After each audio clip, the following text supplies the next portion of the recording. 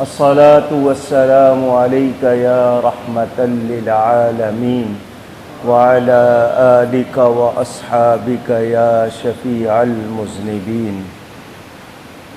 چوتھی تراویح آپ نے ادا کی ہے، 6 پاروں کی تلاوت ہوئی ہے، مگر درس میں پرانا چونکہ بیان نہیں ہوا پورا تو اس ترتیب سے کر رہا ہوں۔ ہمیں حکم دیا گیا لا يتخذ المؤمنون الکافرین اولیاء من دون المؤمنین۔ گزشتہ رات بھی میں نے یہ کہا تھا، یہ اللہ تعالیٰ کا حکم ہے کہ ہم غیر مسلموں کو دوست نہ بنائیں مسلمانوں کو چھوڑ کر۔ آج ہمارا حال یہ ہو گیا ہے، اپنوں سے ہم دور ہیں، بیگانوں سے ہم دوستیاں بنا رہے ہیں، جبکہ وہ ہمارے دوست ہو سکتے نہیں۔ جب اللہ نے فرما دیا نہیں ہو سکتے تو میری آپ کی لاکھ کوشش ہو، کیونکہ قرآن نے صاف کہہ دیا کہ حتیٰ تتبع ملتہم، جب تک تم ان کا دین ایمان قبول نہیں کرو گے وہ تمہارے دوست نہیں ہو سکتے۔ اب وہ دوست نہیں بن سکتے تو ہمیں ان کو دوست بنانے کی کوشش کرنا کیا صحیح ہوگا؟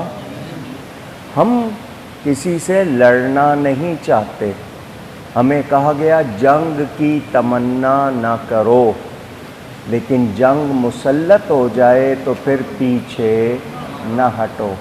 تو آج ہماری پالیسیاں ایسی ہو گئیں کہ ہم لوگ تنہا ہوتے جا رہے ہیں۔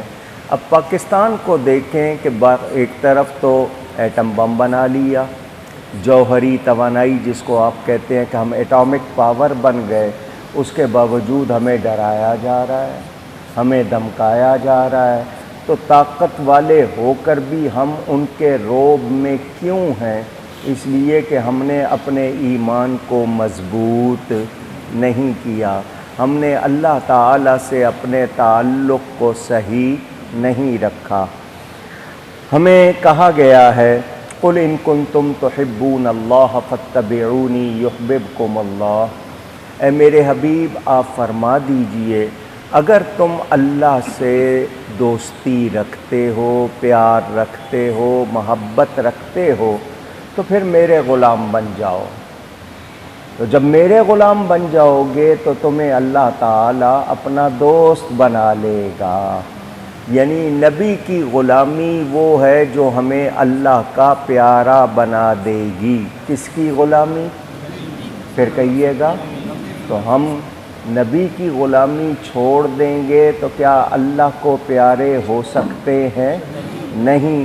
تو ہم نے نبی کی پیروی کرنی ہے، نبی کو فالو کرنا ہے، تو رب راضی تو سب راضی، اور اگر سب راضی ہیں لیکن رب راضی نہیں تو پھر کچھ بھی حاصل نہیں ہے۔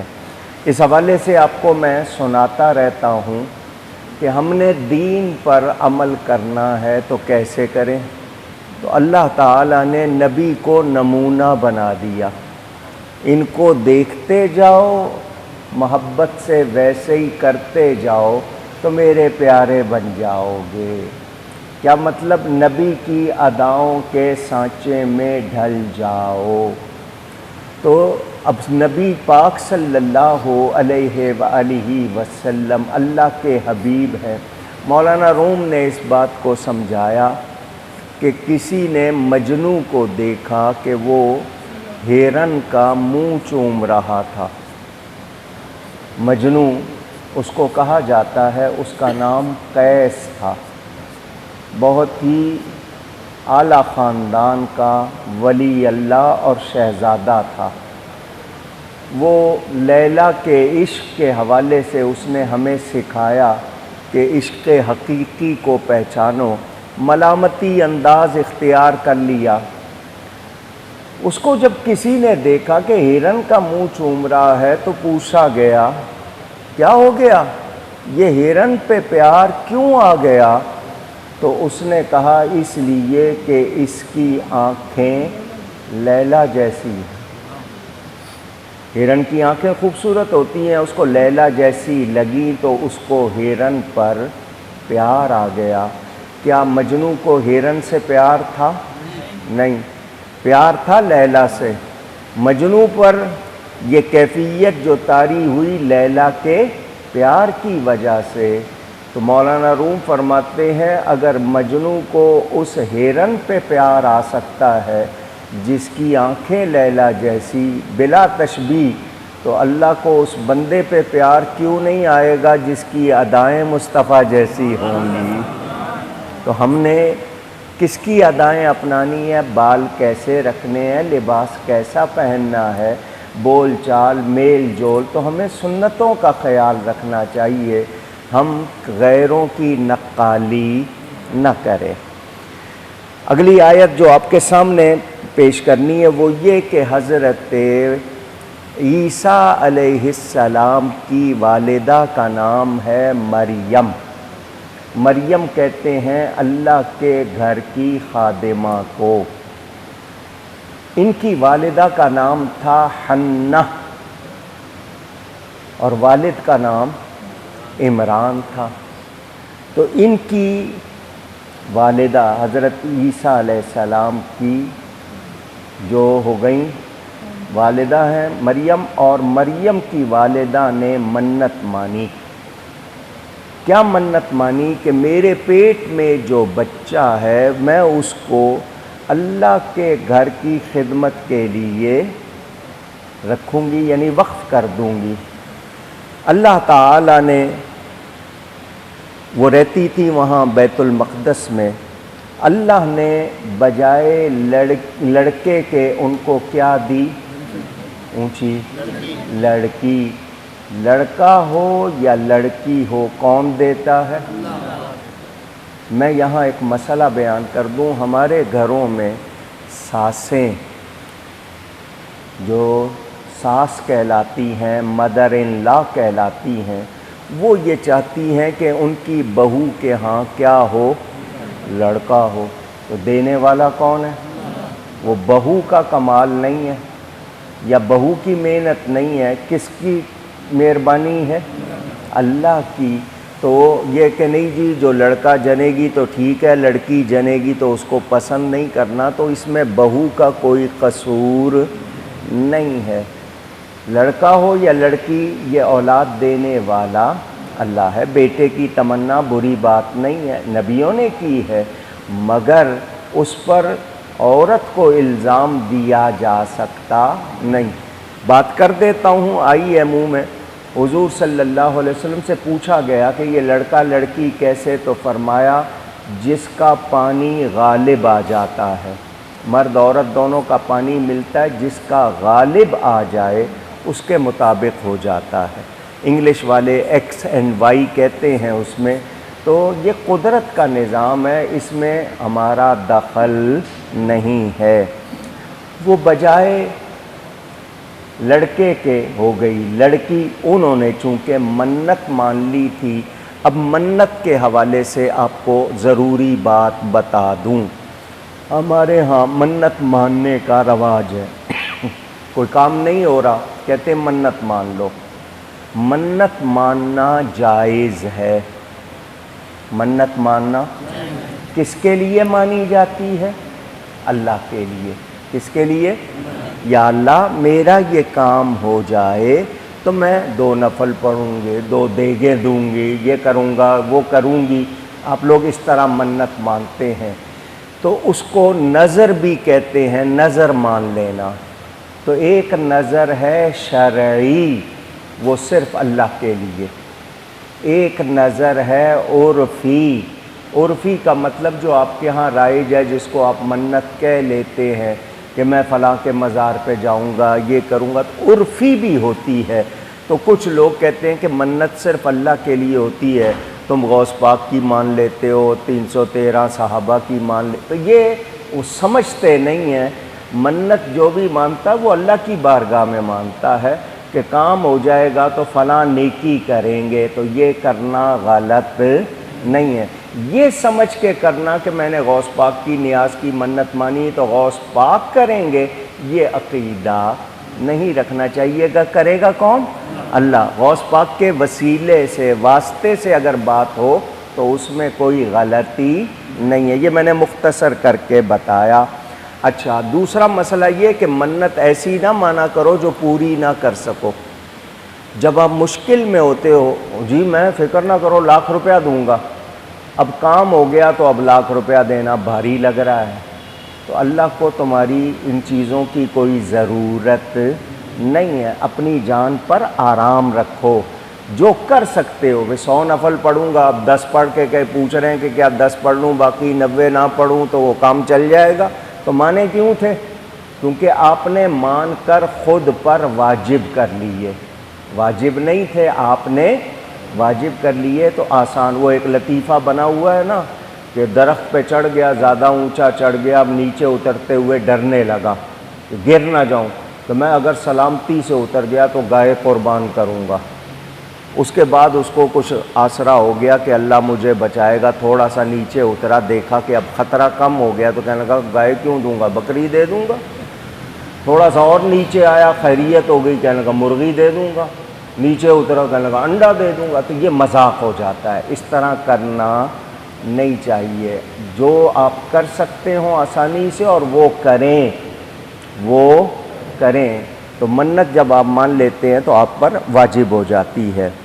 وَإِنِّي سَمَّيْتُهَا مریم، مریم نام رکھا اس لڑکی کا، تو وہ اس کو چھوڑ دیا اللہ کے گھر میں بیت المقدس میں۔ وَإِنِّي أُعِيذُهَا بِكَ وَذُرِّيَّتَهَا مِنَ الشَّيْطَانِ الرَّجِيمِ۔ اگلا مسئلہ تعویذ۔ ہمارے ہاں تعویذ کا رواج بلکہ کاروبار ہو گیا ہے، دکانیں بن گئی ہیں، کلینک بن گئی ہے، فلاں تعویذ، اتنے والا تعویذ، اتنا۔ جو نہیں مانتے وہ زیادہ مہنگا دیتے ہیں۔ بڑے بڑے لوگوں نے دکانیں کھولی ہوئی ہیں، 10,000 والا، 15,000 والا، 20,000 والا تعویذ۔ اچھا جی، کچھ لوگوں نے طریقہ بنایا، بھئی تم پر بہت زیادہ اثر ہو گیا ہے، اتارا کرنا پڑے گا، اس کے لیے یہ چیزیں چاہیے، قبرستان جانا پڑے گا، یوں کرنا۔ وہ اگلا کہتا ہے جی پیسے بتاؤ کتنے لگیں گے، میں تو نہیں کر سکتا، تو اس طرح پیسے لے کے جیب میں ڈال لیتے ہیں۔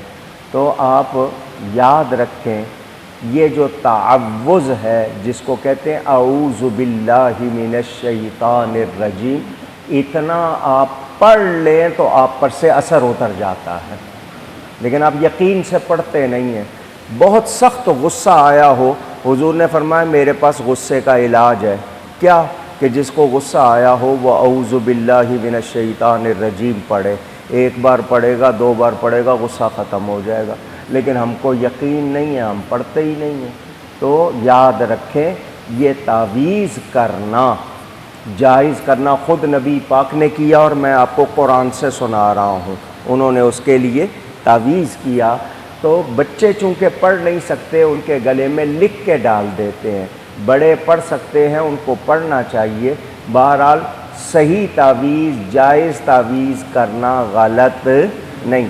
اب بیوی جائے کسی پیر صاحب کے پاس کہ جی میرا شوہر میرے قابو میں آ جائے، تو یہ تعویذ کرنا بھی غلط ہے، کروانا بھی غلط ہے۔ ہاں یہ کہے کہ اس کو مجھ سے محبت زیادہ ہو جائے، وہ میری طرف دھیان زیادہ دے، یہ ٹھیک ہے، لیکن میرے قابو میں آ جائے تو ایسا تعویذ کرنے والا بھی کروانے والا بھی دونوں گناہ گار ہوں گے، غلط ہوگا، یہ جائز نہیں ہوگا۔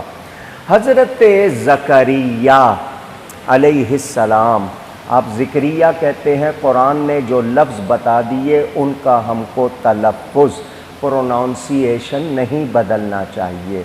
لفظ کیا ہے؟ زکریا۔ یہ نبی کا نام ہے، اور نبی کا نام اگر بچے کا رکھا نبی کے نام پہ تو اس کو پکارتے ہوئے بھی بگاڑنا نہیں چاہیے۔ کچھ لوگ سلیمان نام رکھتے ہیں، سولی کہہ دیتے ہیں، غلط ہے، نبی کا نام ہے، آپ بگاڑ رہے ہیں، اس طرح کرنا نہیں چاہیے۔ حضرت زکریا ماموں خالو لگتے تھے، انہوں نے کفالت اپنے ذمے لے لی کہ اس مریم کی دیکھ بھال پرورش میں کروں گا۔ وکفلہا زکریا، قرآن میں ہے۔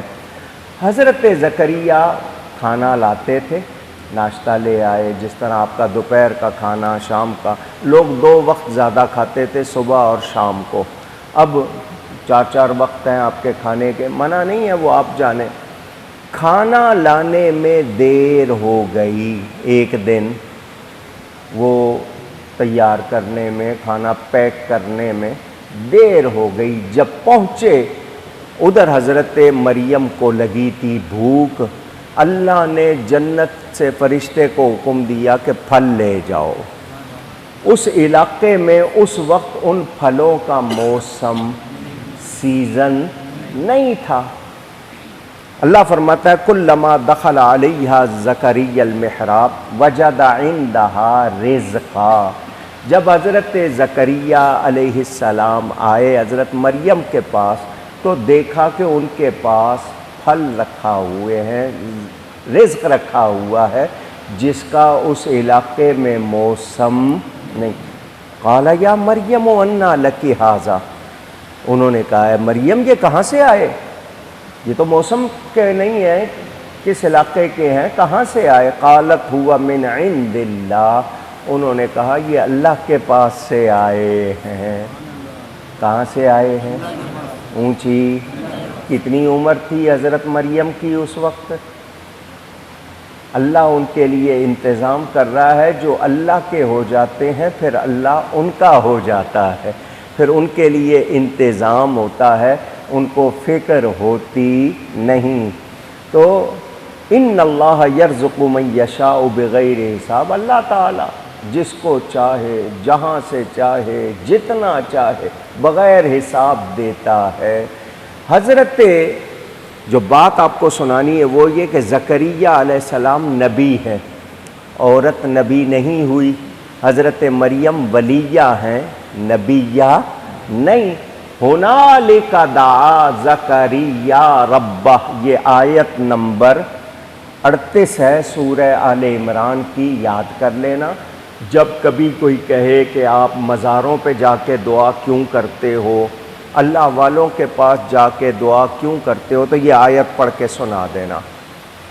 حضرت زکریا اسی جگہ پر دعا کرتے ہیں، ہنالک، اسی جگہ پر دعا زکریا ربہ، دعا رب سے کی مگر نیک جگہ پر کی، ولی کے مقام پر کی۔ یہ تعلیم ہمارے لیے کہ جہاں اللہ کی نعمت آئے، جہاں اللہ کی رحمت آئے، جہاں اللہ والا ہو، اس جگہ پر دعا کرنا یہ نبی کی سنت ہے، قرآن سے ثابت ہے۔ اللہ والوں کی جگہ پر دعائیں قبول ہوتی ہیں، اس میں کوئی شبہ۔ یہ دعا جس کو چاہیے بیٹا، یہ دعا یاد کر لے۔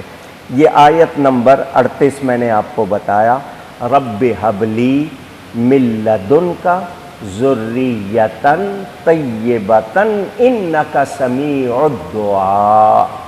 یہ دعا اگر آپ کو یاد ہو جائے، اس کی تسبیح مرد بھی پڑھے، عورت بھی پڑھے، اولاد بھی ہوگی انشاءاللہ، بیٹا بھی ہوگا۔ اچھا، قرآن میں کچھ دعائیں ہیں، آگے سورہ انبیاء میں جا کر وہ آئیں گی، میں آپ کو ہر سال بتاتا ہوں۔ یہ 3-4 دعائیں ایسی ہیں نبیوں نے کی ہیں، اسی جگہ اللہ نے اس کا جواب دیا ہے، یعنی وہ دعائیں قبول ہوئی ہیں۔ تو ان دعاؤں کی گارنٹی ہے، ہم کو یہ کرنی چاہیے۔ چنانچہ اللہ فرماتا ہے ان اللہ یبشرک بیحییٰ، اللہ نے ان کو خوشخبری دے دی اس دعا پر کہ تمہیں یحییٰ ملیں گے۔ اب اگلا مسئلہ میں بہت مختصر کر کے بتا رہا ہوں۔ ہمارے ہاں نام رکھنے کا مسئلہ آتا ہے، جی بچے کا نام نیا ہونا چاہیے، یونیک ہونا چاہیے، بالکل نیا، کسی نے سنا ہی نہ ہو۔ تو یہ حضرت یحییٰ کا نام لم نجعل لہ من قبل سمیہ، یہ اس سے پہلے کسی کا نام نہیں تھا۔ یہاں سے پتہ چلا نیا نام رکھا جا سکتا ہے، مگر اس کا معنی اچھا ہونا چاہیے، معنی اس کا مطلب آج کل آپ پوچھتے ہیں گوگل سے، وہ ایک لسٹ دے دیتے ہیں، پھر آپ اس سے ان کے میننگ پوچھتے ہیں، معنی کیا ہے، وہ گوگل ہے، وہ جو آپ کو گوگلی کراتا ہے آپ وہ اسی طرح ہو جاتے ہیں، وہ جس طرح آپ کو لگا، آپ سمجھتے ہیں نہیں جی کمپیوٹر ہے، اس نے جو معنی دیا وہ صحیح ہے۔ میں ایسے ایسے نام سن کے خود حیران ہوتا ہوں، کہاں سے نکال لیے، ان کا اوریجن، مادہ نہیں معلوم، معنی نہیں معلوم، نہیں جی اس میں لکھا ہوا ہے جنت کا شہزادہ، اس میں لکھا ہوا ہے آسمان کا جناب فلانا، تو وہ گوگل نے بتایا ہے لیکن لغت سے ثابت نہیں، تو وہ معنی درست نہیں۔ ایک صاحب آئے، کیا نام رکھا ہے بیٹی کا؟ جی ابیہا۔ بہت اچھا جی، میں نے کہا اس کا معنی کیا ہے؟ کہنے لگے جی اس میں لکھا ہوا تھا کچھ ایسا کہ پتہ نہیں فلانی پری یا کون سی۔ میں نے کہا اس کا معنی معلوم ہے؟ ابیہا کا مطلب اس کا باپ، ابیہا کا مطلب ہاں ہو گیا عورت کے لیے، یعنی اس لڑکی کا یا اس کا باپ۔ میں نے کہا بتاؤ یہ نام ہے؟ لڑکی کو کس کا باپ کہہ رہے ہو؟ کیا نام رکھا ہے؟ اچھا کچھ لوگ نام رکھتے اقرا، بہت سے نام رکھے ہوئے، اجی اقرا، بھئی یہ نام نہیں ہے، آپ نے رکھ لیا، تو آپ کو نام پوچھ کے رکھنا چاہیے، صحیح رکھنا چاہیے، معنی اچھا ہونا چاہیے۔ نیا نام رکھنا منع نہیں ہے مگر وہ نام اچھا ہو۔ ہمیں کیا کہا گیا کہ وہ نام رکھیں جن میں اللہ کی بندگی ظاہر ہو اور اللہ کی تعریف ہو۔ اس میں خیر الاسماء ما عبد و حمد، اللہ کی عبادت ظاہر ہو، اللہ کی تعریف ہو۔ اور اب مجھے بتاؤ ابیہا میں کیا تعریف ہے، اقرا میں کیا تعریف ہے؟ تو سوچا جائے، اسم صفت ہوتے، نام اچھے رکھنے چاہیے۔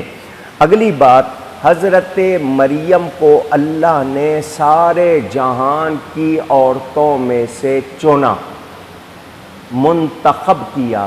منتخب کے معنی مصطفیٰ بنا لیا، چن لیا۔ تو حضرت مریم کے لیے وصطفیٰ کی علی نساء العالمین، سارے جہان کی عورتوں میں سے اللہ نے ان کو چن لیا، تو وہ برگزیدہ ہو گئیں، عزت والی ہو گئیں۔ جب حضرت سیدہ فاطمہ زہرا تشریف لائیں حضور کے پاس، تو حضور نے ان کو فرمایا کہ میری بیٹی کیا تو اس بات پر راضی ہے کہ تو سارے جہان کی عورتوں کی سردار ہو جائے؟ تو انہوں نے کہا یہ شان تو حضرت مریم کی ہے۔ فرمایا وہ اپنے زمانے کی تھی، تو اپنے زمانے کی ہے۔ تو حضور جس کو چاہیں خطاب دے دے، اختیار ہے۔ یہ وجیہن فی الدنیا، فرشتوں نے آ کر جو کہا حضرت مریم سے کہ اللہ تعالیٰ نے تمہیں عیسیٰ عطا فرمائے، وہ وجیہ ہیں فی الدنیا والآخرہ۔ وجیہ کے معنی خوبصورت بھی ہوتے ہیں، روب والے بھی ہوتے ہیں۔ تو اللہ کہے خوبصورت، اللہ کہے روب والے، اللہ کہے باوقار، اور کوئی کہے کہ نہیں جی ہمارے جیسے، تو پھر نبی ہمارے جیسے، اونچی کہیے گا، نبیوں جیسے ہم ہو سکتے؟ وہ دیکھنے میں ہم جیسے ہیں مگر حقیقت میں ہم جیسے، بھئی پتھر بھی پتھر ہے اور یاقوت بھی پتھر ہے، کیا دونوں کی شان ایک جیسی ہے؟ دونوں کو پتھر کہتے ہیں مگر دونوں ایک جیسے نہیں ہیں۔ تو یہ اب حضرت مریم کنواری ہیں، کعبے میں رہتی ہیں، اس وقت بیت المقدس کعبہ تھا مسلمانوں کا قبلہ اول۔ حضرت جبریل ان کے پاس آئے، بہت دھیان سے سنیں، وہ ان کے پاس جب آئے تو وہ پورے مرد کی شکل میں آئے۔ کس شکل میں آئے؟ مرد کی شکل میں۔ فرشتہ، میں اور آپ اتنی جلدی کپڑے نہیں بدلتے جتنی جلدی فرشتہ شکل بدل لیتا، وہ کسی شکل میں بھی آ سکتے ہیں، کوئی بھی صورت اختیار کر سکتے ہیں۔ تو حضرت جبریل امین نور ہیں یا نہیں؟ فرشتوں کے سردار ہیں، فرشتے سارے نور سے بنے، وہ آ رہے ہیں کس کی شکل میں؟ انسان کی۔ تو کیا اس وقت وہ نور نہیں تھے؟ پوچھ رہا ہوں۔ وہ جس شکل میں آئے وہ شکل انسانی تھی، بشری تھی، مگر وہ نور بھی تھے۔ شکل انسانی میں آئے، قرآن سے پتہ چلا نور شکل انسانی میں آئے تو اس میں کوئی تعجب کی بات نہیں۔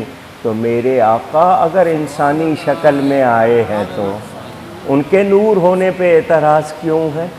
وہ نور بھی ہیں، وہ بشر بھی ہیں، ان کے بشر ہونے کا ہمیں انکار نہیں ہے، لیکن وہ ہمارے تمہارے جیسے بشر نہیں ہیں۔ حضرت مریم نے کہا کہ مجھے کسی مرد نے کبھی چھوا نہیں، کسی مرد نے کبھی چھوا، میرے سے دور رہو۔ انہوں نے کہا میں کوئی مرد نہیں ہوں، میں فرشتہ ہوں، اللہ کا بھیجا ہوا ہوں۔ انہوں نے آ کے حضرت مریم میں پھونک ماری۔ کیا ماری؟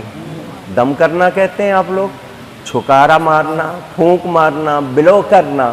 تو اللہ والوں کی پھونک میں کتنا اثر ہوتا ہے قرآن سے پتہ چل گیا۔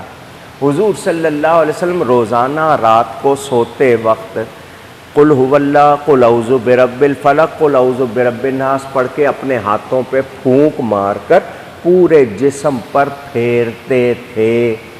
اب پڑھنے کے بعد کیا ماری؟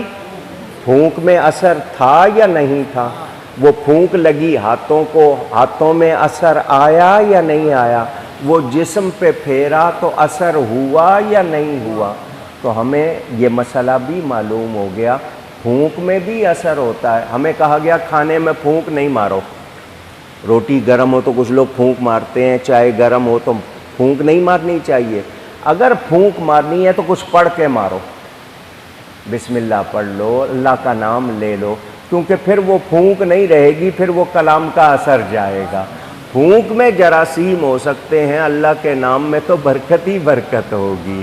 بات سمجھ میں آ گئی آپ کے؟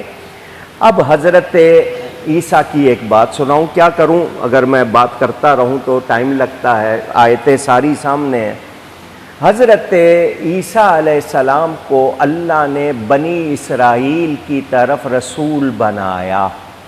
بنی اسرائیل یعقوب علیہ السلام کی اولاد کو کہتے ہیں۔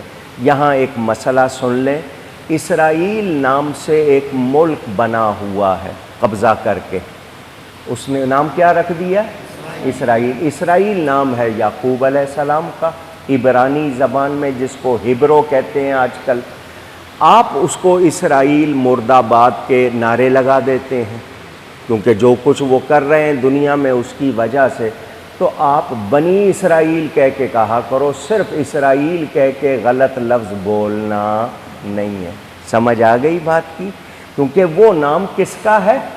نبی کا ہے، تو اس کے ساتھ ہم غلط لفظ بول سکتے نہیں۔ یا تو یہ کہ اسرائیل نامی ملک، اتنا لمبا آپ بولیں گے نہیں، تو آپ بنی اسرائیل کہا کرو، آپ صرف اسرائیل کہہ کے غلط لفظ بولنا نہیں ہے۔ حضرت عیسیٰ علیہ السلام کو اللہ نے جو کمال عطا فرمائے ذرا وہ سن لیجئے۔ پہلی بات تو یہ کہ اللہ نے ان کو یہ شان دی کہ انہوں نے ماں کی گود میں کلام کیا۔ کہاں کلام کیا؟ ابھی ایک دن کی عمر یا چند دن کی عمر ماں کی گود میں بولے، اپنے نبی ہونے کا اعلان کیا۔ تو نبی پیدائشی نبی ہوتا ہے۔ کیا پتہ چلا؟ نبی یہ یاد کر لیں، نبی پیدائشی نبی ہوتا ہے، اعلان بھلے دیر سے کرے۔ حضور صلی اللہ علیہ وسلم نے 40 سال کی عمر میں کیا، تو 40 سال کی عمر میں نبی بنے نہیں، اعلان کیا۔ نبی وہ کب سے ہیں؟ ساری کائنات سے پہلے وہ نبی ہیں۔ ٹھیک ہے، یہ مسئلہ بھی آپ نے سن لیا۔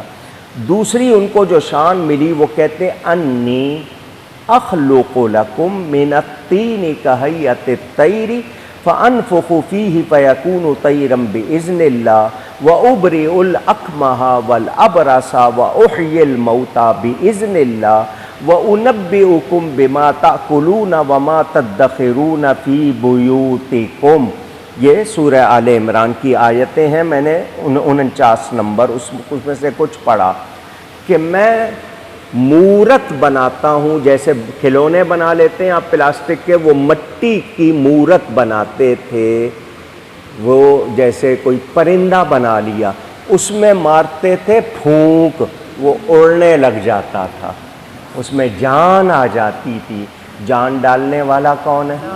حضرت عیسیٰ کہہ رہے ہیں میں کرتا ہوں یہ کام۔ دھیان سے سنیں، پہلا کام کہ میں مٹی کی مورت بنا کر، پرندے کی شکل بنا کر اس میں پھونک مارتا ہوں تو وہ اڑنے لگ جاتا ہے بِإِذْنِ اللہ، اللہ کے حکم سے۔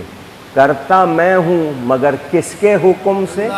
اللہ کے حکم سے۔ یہ میرا اپنا کمال نہیں ہے، یہ میرے رب نے مجھے کمال دیا ہے۔ یہ کرتا میں ہوں مگر اللہ کی اجازت سے، اللہ کے حکم سے۔ دوسرا کام وَأُبْرِئُ، یہاں کسی کو عربی گرامر آتی ہو تو وہ بتائے یہ اُبْرِئُ صیغہ کون سا ہے اور اُبْرِئُ کے معنی کیا ہے؟ یہ صیغہ ہے واحد متکلم کا کہ میں شفا دیتا ہوں، وَأُبْرِئُ، میں شفا دیتا ہوں۔ شفا کون دیتا ہے؟ مگر حضرت عیسیٰ فرما رہے ہیں اور اللہ اس کو بیان کر رہا ہے، میں شفا دیتا ہوں مادر زاد اندھے کو، جو ماں کے پیٹ سے اندھا پیدا ہوتا ہے اس کو میں ٹھیک کرتا ہوں، والابرص، اور جس کو یہ سفید داغ پڑ جاتے ہیں پیچز کے، پہلے پھل بیری ہوتی ہے پھر وہ بڑھ کر برس اور کوڑ بن جاتا ہے، اس کو میں ٹھیک کرتا ہوں، وَأُحْيِي، اور میں زندہ کرتا ہوں موتا، مردے کو، مگر اللہ کے حکم سے۔ کتنے کام کرتا ہوں میں مورت بناؤں، اس میں پھونک ماروں، اس میں جان آ جاتی ہے، وہ اڑنے لگ جاتا ہے۔ میں مادرزاد اندھے پہ ہاتھ پھیرتا ہوں، وہ ٹھیک ہو جاتا ہے، برس والے پہ ہاتھ پھیرتا ہوں، ٹھیک ہو جاتا ہے۔ میں مردے کو زندہ کرتا ہوں اللہ کے حکم سے۔ تو اللہ کے بندے کرتے ہیں یا نہیں کرتے؟ اونچی اونچی، لیکن اللہ کے حکم سے، خود سے نہیں۔ اگلی بات کہتے ہیں میں تم کو بتاؤں گا، وَأُنَبِّئُكُم، میں بتاؤں گا تم کو کیا تم نے گھر میں کیا کھایا ہے اور کیا جوڑ کے رکھا ہے۔ میں تمہیں بتاؤں گا، جو اپنے گھروں میں تم خزانے چھپاتے ہو نا، مجھ سے آ کے پوچھ لو کیا رکھا ہے۔ تو کون دکھاتا تھا انہیں؟ کون بتاتا تھا انہیں؟ لیکن وہ کہہ رہے ہیں میں بتاؤں گا۔ تو جب عیسیٰ علیہ السلام کی یہ شان ہے، حبیب اللہ کی کتنی شان ہوگی؟ تو نبی اللہ کی عطا سے جانتے ہیں، جانتے۔ یہ میں قرآن پڑھ رہا ہوں، آپ اپنے گھر میں جا کے ترجمہ نکال کے دیکھ لیجئے گا اور اس میں حاشیہ بھی پڑھ لیجئے گا۔ جہاں میرے نبی کی بات آئے گی لوگوں کو مرچیں لگتی ہیں، مگر باقی کا ذکر کر دیں گے۔ میرے نبی سے ان کو چیڑ ہے، کسی اور سے ان کو چیڑ نہیں۔ تو جو نبی کے کمال چھپائیں کیا مسلمان ہیں؟ اپنے نبی کی تعریف کرتے ہوئے ان کو تکلیف ہو تو کیا وہ واقعی مسلمان ہیں؟ اونچی کہیے نہیں۔ تو ہمیں پتہ چلا کہ سب کا رازق، سب کا مالک، سب کا خالق اللہ تعالی، وہ اپنے بندوں کو کمالات عطا فرماتا ہے۔ بس اگلا مسئلہ سن لیں پھر میں سمیٹتا ہوں۔ آیت ہے قرآن کی وَمَكَرُوا وَمَكَرَ اللَّهُ، مکر کرنا۔ آپ کی ڈکشنری لغت کہے گی مکر کے معنی فریب دینا، دھوکہ دینا، چال چلنا، یہی کہیں گے نا۔ اللہ فرماتا ہے انہوں نے بھی مکر کیا، اللہ نے بھی مکر کیا۔ اب کیا اللہ کے لیے کوئی کہہ سکتا ہے کہ اللہ نے کوئی فریب دیا؟ معاذ اللہ، کوئی ایسا سوچے گا ایمان رہے گا؟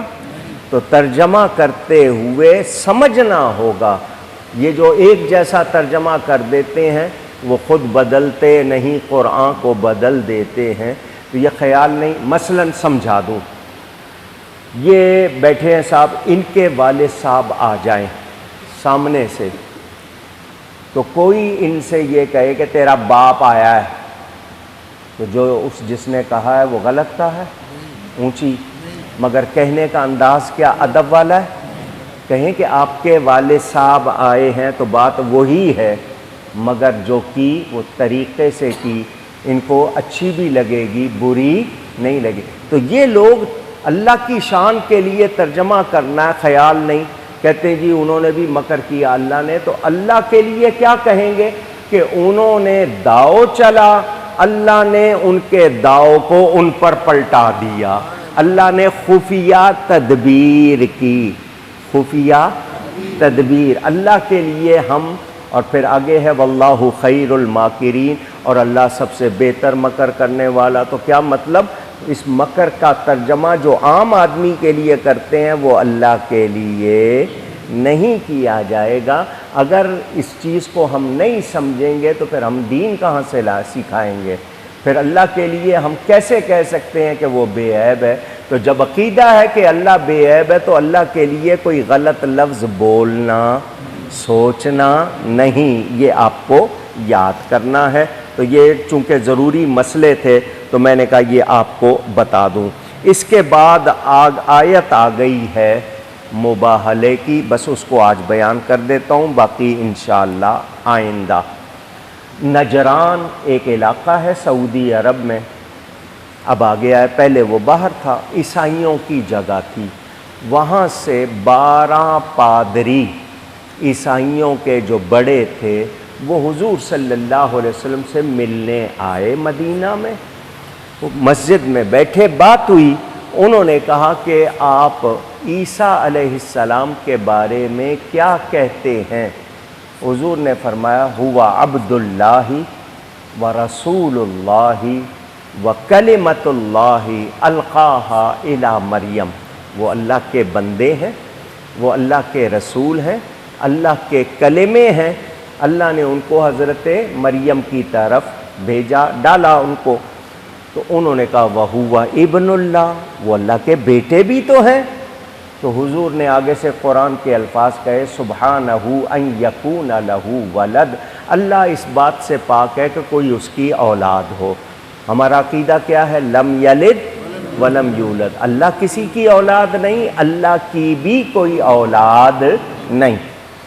انہوں نے کہا کیا آپ نے کوئی ایسا شخص دیکھا ہے جس کا باپ نہ ہو؟ حضور نے کہا کہ اگر یہی بات ہے تو آدم علیہ السلام کی تو ماں بھی نہیں ہے. تم تو صرف باپ کی بات کر رہے ہو، آدم علیہ السلام کی ماں بھی نہیں ہے. تو اب ان کے پاس جواب نہیں تھا. وہ اس کو کہتے ہیں ڈیبیٹ، مناظرہ، مکالمہ. تو جب وہ نہیں مانے تو اللہ نے فرمایا ان کو مباہلے کی دعوت دے دو. ہے جب دو پارٹیاں بات کر رہی ہیں، وہ اپنے دلیل پر، یہ اپنی دلیل پر، ایک دوسرے سے کوئی فیصلہ نہیں ہو رہا، تو پھر کہتے ہیں چلو اللہ سے فیصلہ کروا لیں. کس سے فیصلہ کروا لیں؟ اللہ سے فیصلہ کروا لیں. تو اللہ کی بارگاہ میں دعا کرتے ہیں یا اللہ جو سچا ہے اس کو سچا کر دے، جو جھوٹا ہے اس کو کوئی شرط رکھنی ہو کہ جی جو سچا ہے وہ زندہ رہے، جو جھوٹا ہے وہ مر جائے، یہ ہو جائے وہ ہو جائے، یہ بھی ہوتا ہے. تو اس کو کہتے ہیں مباہلہ. حضور نے اللہ کے حکم سے ان کو کہا فَقُلْ تَعَالَوْا نَدْعُ أَبْنَاءَنَا وَأَبْنَاءَكُمْ وَنِسَاءَنَا وَنِسَاءَكُمْ وَأَنفُسَنَا وَأَنفُسَكُمْ ثُمَّ نَبْتَهِلْ فَنَجْعَلْ لَعْنَةَ اللَّهِ عَلَى الْكَاذِبِينَ.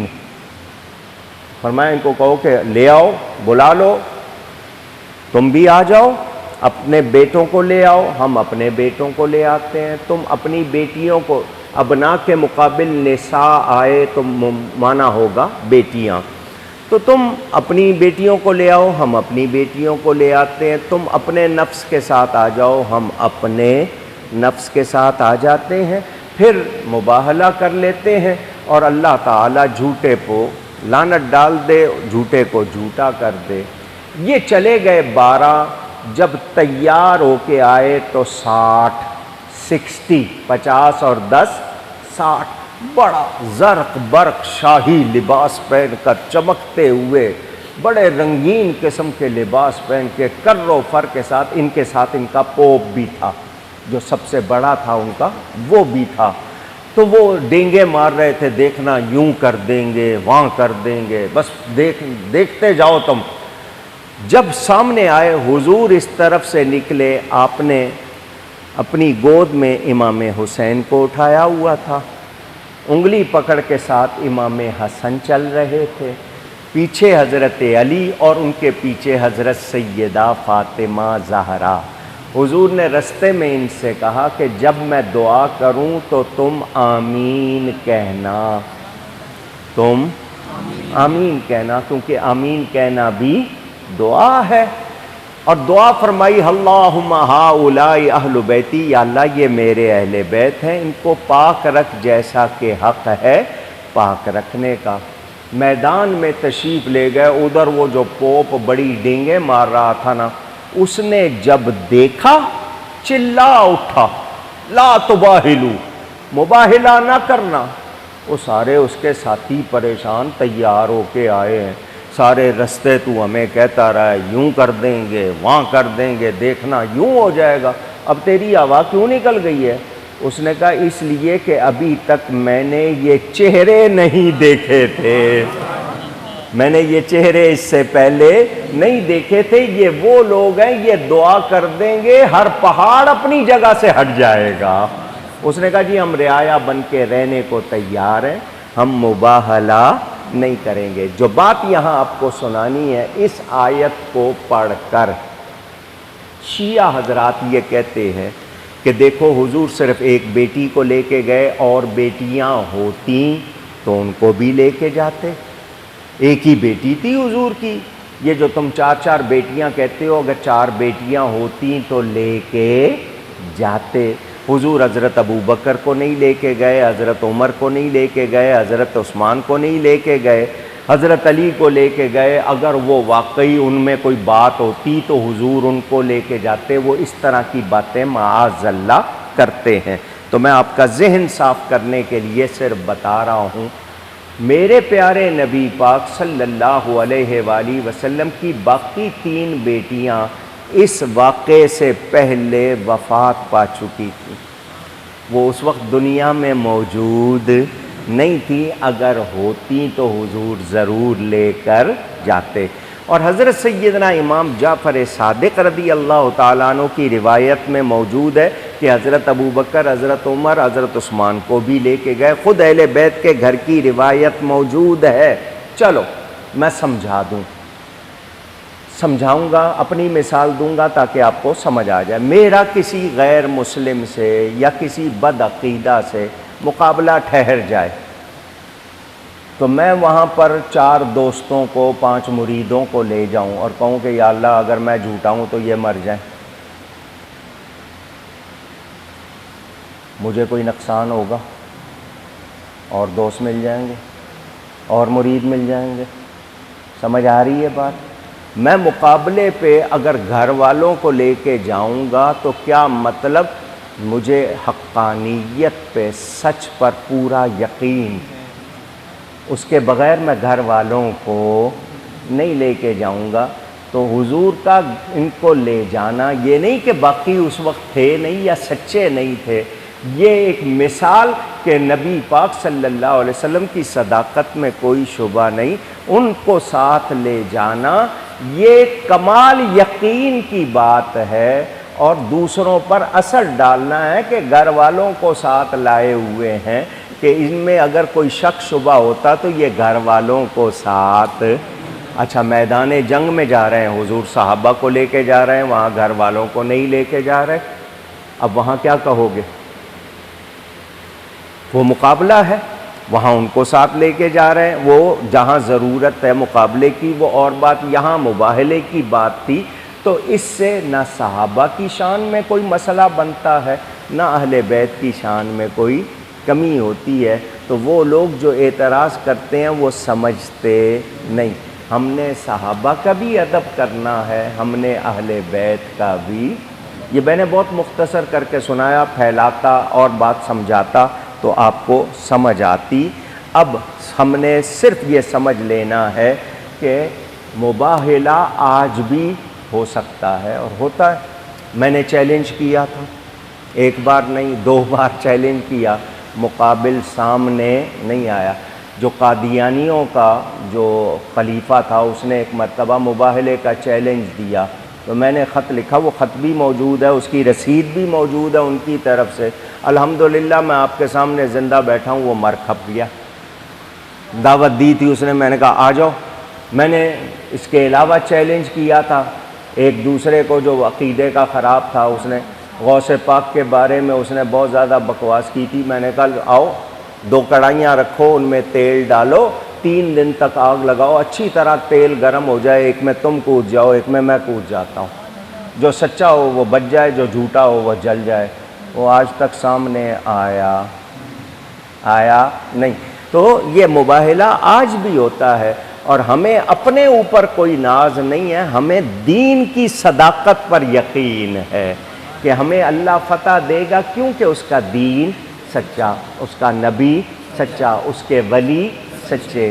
تو اپنے آپ پر یقین رکھو، اپنے عقیدوں پہ پکے رہو، اس میں ڈھل مل نہیں ہونا چاہیے، کمزور نہیں۔ عقیدے کے معاملے میں چٹان کی طرح آندھی آئے طوفان آئے، آپ کے عقیدے کو بدل نہ سکے۔ یہ کب ہوگا؟ جب آپ کو پوری معلومات ہوں گی، تو اپنے عقیدوں کو سیکھو، سمجھو اور اس پر پکے ہو جاؤ۔ بہت سی باتیں رہ گئیں، گفتگو میں کوئی غلطی ہوئی ہو، اللہ تعالیٰ اور اس کے رسول صلی اللہ علیہ وسلم کی بارگاہ میں توبہ کرتا ہوں، انشاءاللہ باقی